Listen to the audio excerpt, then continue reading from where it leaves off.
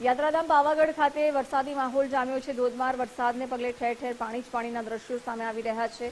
ભાદરવી પૂનમને લઈને મોટી સંખ્યામાં ભક્તો માતાજીના દર્શનાર્થે પહોંચ્યા છે। 12 વાગ્યા સુધી મંદિર દર્શન માટે ખુલ્લું રાખવામાં આવ્યું છે। માતાજીના દર્શન કરી ભક્તોએ ધન્યતા અનુભવી છે।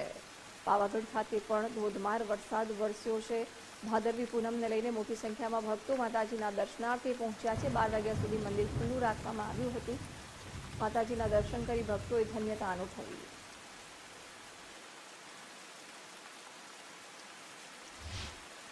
હવામાન વિભાગ દ્વારા ગુજરાતમાં ભારેથી અતિભારે વરસાદની આગાહી કરવામાં આવી છે।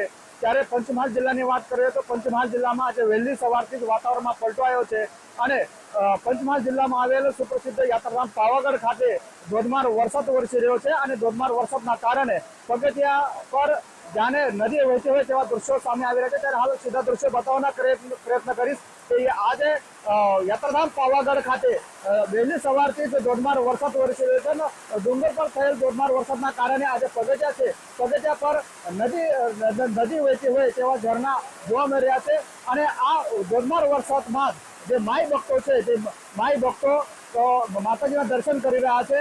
આજે વાતાવરણ ખરાબ હોવાના કારણે જે રોપવે સેવા છે તે બંધ છે, જેના કારણે જે આજે માઈ ભક્તો છે એ માઈ ભક્તો પગથિયા ચડીને માતાજીનું દર્શન કરી રહ્યા છે। સાથે જ આ જે આહલાદક નજારો છે તેની મજા પણ માણી રહ્યા છે।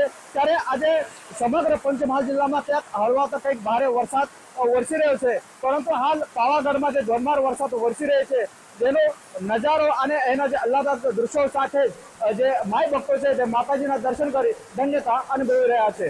Namdev Patil, Gujarat first news, Pavagadh, Panchmahal.